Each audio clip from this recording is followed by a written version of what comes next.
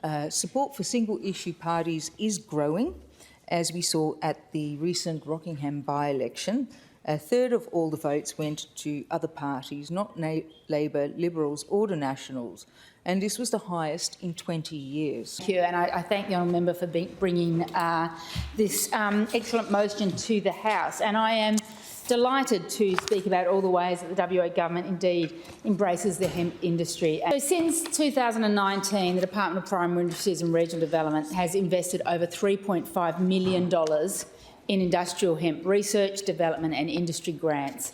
And that has generated a further $1.5 million of private investment through co-contribution.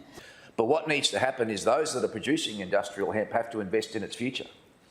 Because if you believe that this has a future, and it can have a future, there is no doubt that it can have a future. There is a great role for industrial hemp.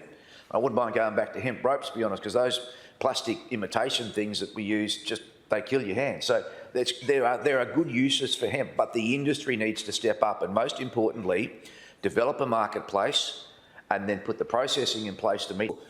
By having an industrial crop, we do actually have the potential for a microclimate change. We do have the potential for turning a miserable topsoil into 1 metre worth of valuable topsoil. These are all things which can be of immense importance to our agriculture in the future.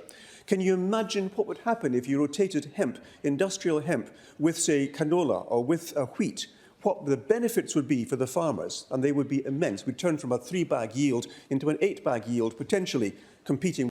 The department has actually now formed an internal working group encompassing regulatory, technical and industry development staff to anticipate and address industry concerns and to drive systemic improvement in relation to policy and regulation.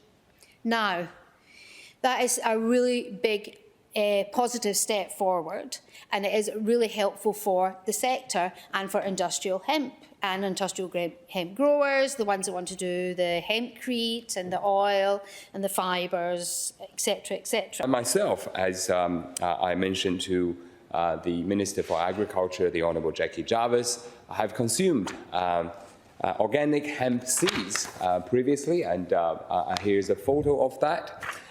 They are very tasty. I sometimes mix in my cereal, but I told the Honourable Sophia Momon that I used to eat it as a snack. Very tasty seeds indeed.